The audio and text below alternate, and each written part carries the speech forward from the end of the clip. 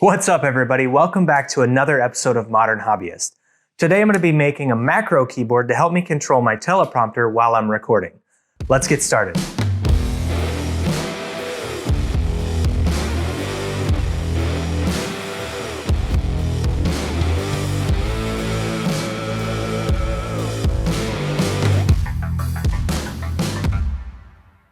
Welcome back, everybody. I'm Charlie with Modern Hobbyist. Before we get started, make sure to subscribe to my channel and click that bell icon so you get notified every time I upload a new video. If you've been watching my videos for a while, then you'll already know that I created a teleprompter to help me record my videos. Talking to a camera is a difficult thing to master, and I'm definitely still very new to it. So I created a teleprompter so I could read from a script while staring directly into the camera.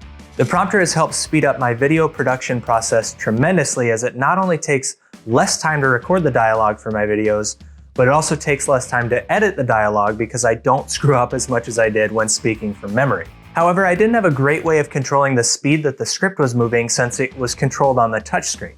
So if the script was moving too fast, I had to stand up and turn the speed down, and if the script was moving too slowly, I would just sit there waiting for a new paragraph to scroll up.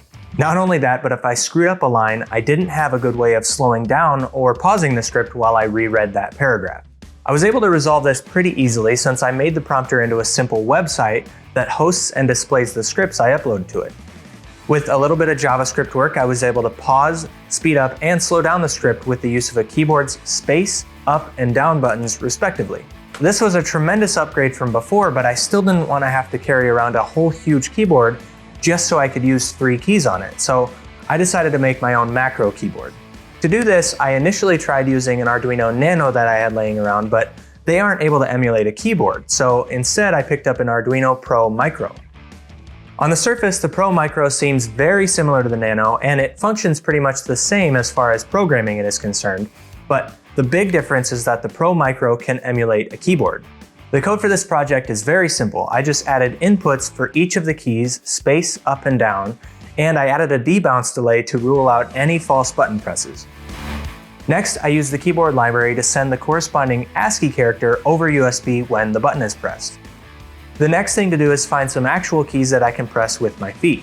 For this, I decided to go with Cherry MX Blue keys because they're popular, durable, and they happen to be my favorite color. On top of that, Cherry MX keys are very well documented, which makes it really easy to 3D model around them. Each switch has 2 pins on the back, one of which is the signal pin while the other is the ground pin. So using these switches, I wired them up as input pull-ups within the code so that when the key is pressed, the input pin is driven to ground. So anytime the pin is low, we know that the switch is being pressed. Next, I designed a case to be 3D printed that held a 4x6 centimeter perf board that the Arduino would be mounted on, and a faceplate that the Cherry MX switches would snap into. While those were printing, I started soldering everything else together.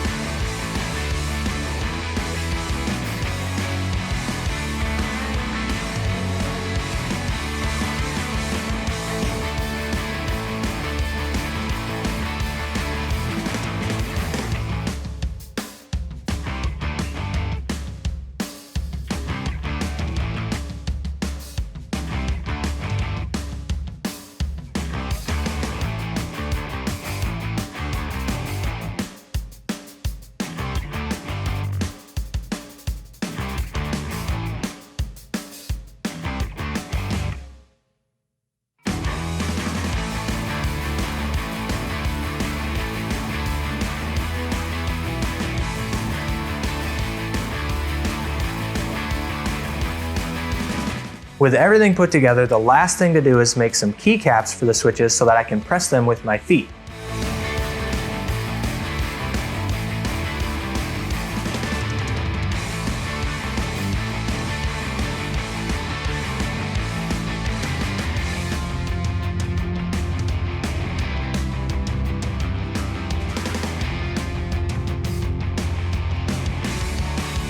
Now I have a tiny macro keyboard to control my teleprompter so that I can pause the script, speed it up, and slow it down if I need to.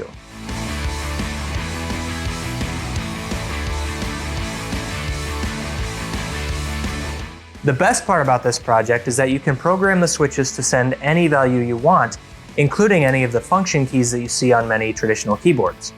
With this setup, you could add switches and define them however you want to make your own custom macro keyboard for gaming, streaming, video editing, or anything else you can imagine. That's it for this one though.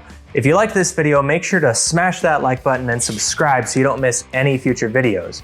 Check the description for documentation on this project if you're interested in copying it, and let me know in the comments if you have any recommendations of video ideas for me to try. Lastly, if you like this channel, check out my Patreon page and consider supporting this channel at whatever level you can so that I can keep making awesome videos like this. Otherwise, that's all for this one. Thanks for watching, and I'll see you guys in the next one.